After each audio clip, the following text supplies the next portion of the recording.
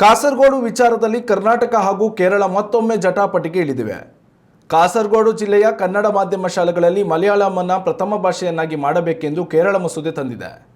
ಇದಕ್ಕೆ ಕರ್ನಾಟಕ ತೀವ್ರ ವಿರೋಧ ವ್ಯಕ್ತಪಡಿಸಿದ್ದು ಕೇರಳ ವಿರುದ್ಧ ಹೋರಾಟಕ್ಕೆ ಮುಂದಾಗಿದೆ. ಈ ವಿಚಾರವಾಗಿ ಪ್ರತಿಕ್ರಿಯೆ ನೀಡಿರುವ ಕನ್ನಡ ಮತ್ತು ಸಂಸ್ಕೃತಿ ಇಲಾಖೆ ಸಚಿವ ಶಿವರಾಜ್ ತಂಗಡಗಿ, ಶೀಘ್ರದಲ್ಲಿಯೇ ರಾಷ್ಟ್ರಪತಿಗಳ ಬಳಿ ಸಿಎಂ ಸಿದ್ದರಾಮಯ್ಯ ಹಾಗೂ ಡಿಸಿಎಂ ಡಿಕೆ ಶಿವಕುಮಾರ್ ನೇತೃತ್ವದ ನಿಯೋಗ ಕೊಂಡೊಯ್ಯುವುದಾಗಿ ಹೇಳಿದ್ದಾರೆ.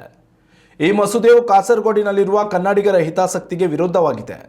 ಕಾಸರಗೋಡಿನಲ್ಲಿ 7.5 ಲಕ್ಷ ಕನ್ನಡಿಗರಿದ್ದು 210 ಕನ್ನಡ ಮಾಧ್ಯಮ ಶಾಲೆಗಳಿವೆ.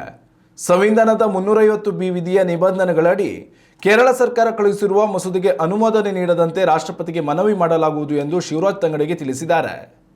ಇನ್ನು ಈ ವಿಚಾರವಾಗಿ ಕೇರಳ ಸರ್ಕಾರಕ್ಕೆ ಸಿಎಂ ಸಿದ್ದರಾಮಯ್ಯ ಪತ್ರ ಬರೆದಿದ್ದಾರೆ. ಗಡಿ ಭಾಗದಲ್ಲಿ ಮಲಯಾಳಂ, ಕನ್ನಡ, ತುಳು, ಬ್ಯಾರಿ ಸೇರಿದಂತೆ ಹಲವು ಭಾಷೆಗಳನ್ನು ಮಾತನಾಡುವವರಿದ್ದಾರೆ. ಮಲಯಾಳಂ ಹೇರಿಕೆಯಿಂದ ಮಕ್ಕಳ ಮೇಲೆ ಭಾಷಾ ಹೊರೆಯಾಗಲಿದೆ. ಹೀಗಾಗಿ ಈ ಮಸೂದೆ ಹಿಂಪಡೆಯಬೇಕು, ಇಲ್ಲವಾದಲ್ಲಿ ಸಾಂವಿಧಾನಿಕ ಹೋರಾಟ ನಡೆಸುವ ಎಚ್ಚರಿಕೆ ನೀಡಿದ್ದಾರೆ. ಉತ್ತಮ ಸಂಸ್ಕಾರಯುತ ಶಿಕ್ಷಣದೊಂದಿಗೆ VSS English medium CBSE school Udupi Muddur. ನರ್ಸರಿಯಿಂದ 10ನೇ ತರಗತಿವರೆಗೆ ಶಿಕ್ಷಣದ ಜೊತೆಗೆ 5ರಿಂದ 10ನೇ ತರಗತಿವರೆಗಿನ ವಿದ್ಯಾರ್ಥಿನಿಯರಿಗೆ ಉತ್ತಮ ಹಾಸ್ಟೆಲ್ ಸೌಲಭ್ಯವೂ ಇದೆ. ನಿಮ್ಮ ಮಕ್ಕಳ ಪ್ರವೇಶಾತಿಗಾಗಿ ಈ ಸಂಖ್ಯೆಗೆ ಕರೆ ಮಾಡಿ.